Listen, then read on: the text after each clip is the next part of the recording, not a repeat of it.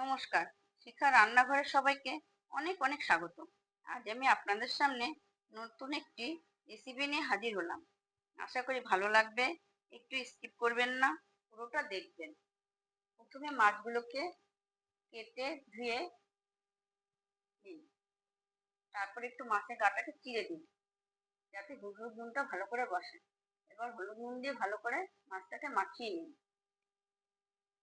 নিয়ে এবার ওভেনটাকে অন করে একটি কড়া বসান। কড়াইটা গরম হয়ে গেলে তাতে পরিমাণ মতন তেল দিয়ে দিন।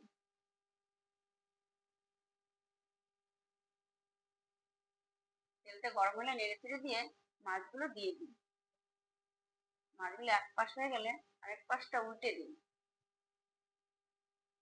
একবারে মাছগুলো দেবো না, জিতে যাবে, দুবারে দিন। দিয়ে আবার মাছটাকে আবার উল্টে দিন। দিয়ে এবার মাছটাকে নামিয়ে নিতে হবে। একটু ছেঁকে ছেঁকে নামাবেন যাতে তেল না থাকে। দেখুন মাছটা ভাজা হয়ে গেছে। এবার ওই কড়ার মধ্যে কালো জিরা সম্বার দিয়ে, লঙ্কা বাটা দিয়ে, হলুদ নুন দিয়ে দিন। তার মধ্যে টমেটো কুচি দিয়ে ভালো করে নেড়ে চেড়ে তেল বেরোলে পরিমাণ মতন জল দিয়ে হলুদ নুন দিয়ে নেড়ে দিন।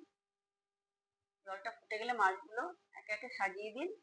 দিয়ে একটু নেড়ে চেড়ে দিয়ে লঙ্কা চিড়ে দিয়ে দিন। মাছটা ফুটে উঠলে নামিয়ে নিন। ঝোলটা উপর দিয়ে ছড়িয়ে দিন। দেখুন মাছটা হয়ে গেছে।